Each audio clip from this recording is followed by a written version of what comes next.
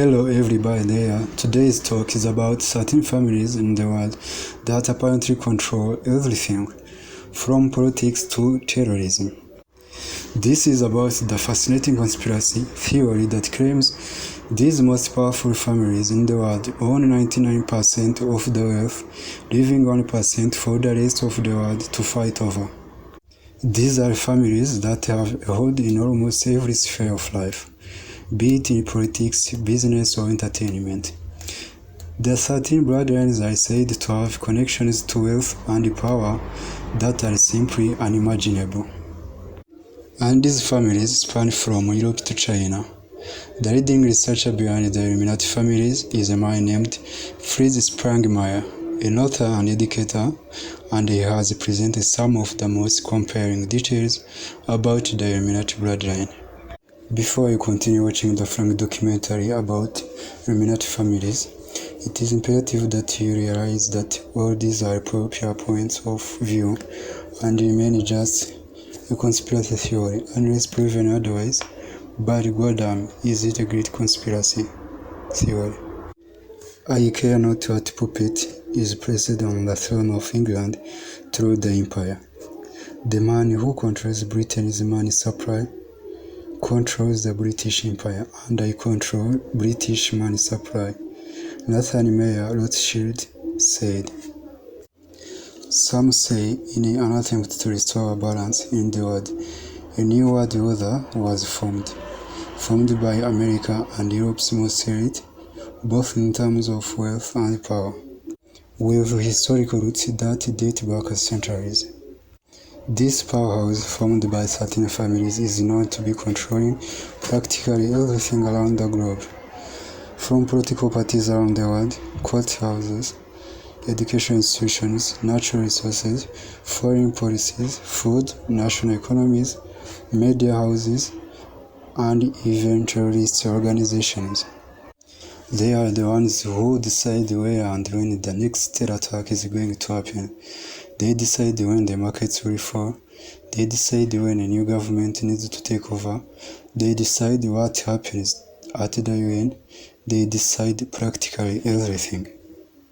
The US and the UK government's interest backing for global spread of genetically modified seeds was in fact the implementation of decades-long policy of the Rockefeller Foundation since the 1930s, when it funded the Nazi eugenics research, means mass-scale population reduction and control of darker-skinned races by an Anglo-Saxon white elite.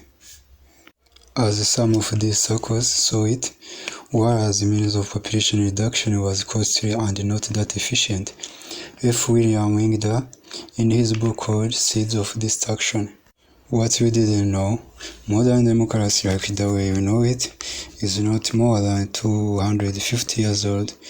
The world as we know it has always been ruled by the ones with absolute power, those who knew how to control wealth and resources, by those who knew how to control their people by hook or by crook. The New World Order aims to work on a similar philosophy of absolute power and control, but on a global scale. The plan is to secretly have a single body governing the planet with the elite sitting right on the top of the food chain, leaving the rest of the world to fight it out for that 1% of the global economy. Scarier is the fact that they apparently also want to keep control of the global population.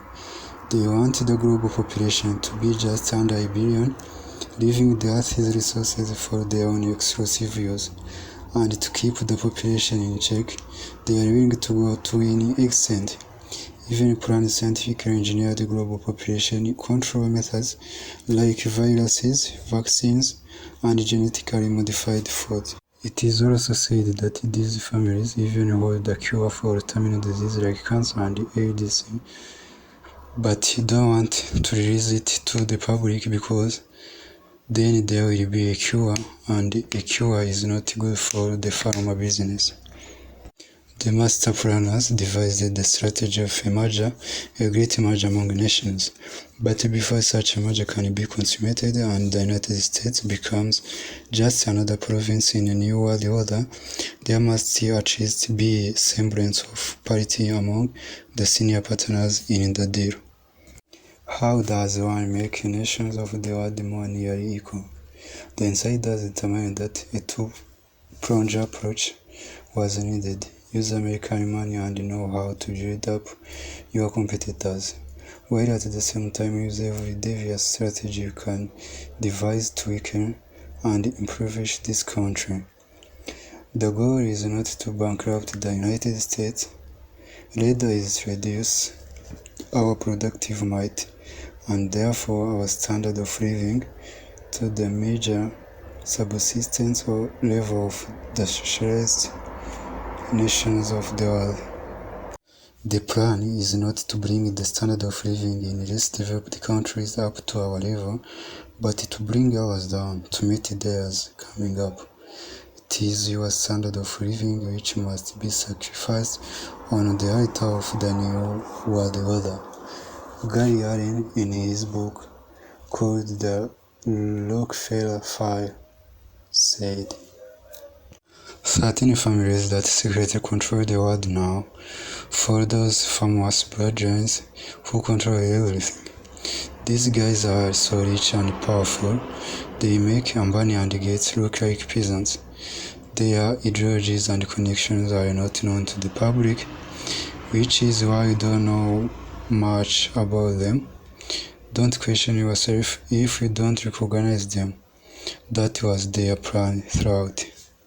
Certain families that secretly control the world are the Astor bloodline, the Bandit bloodline, the Collins bloodline, the Dupo bloodline, the Freeman bloodline, the Kennedy bloodline, the Lee bloodline, the Onassis bloodline, the Rockefeller bloodline, the Roosevelt bloodline, the Van Damme bloodline, the Merovingian bloodline, and lastly the Rothschild bloodline."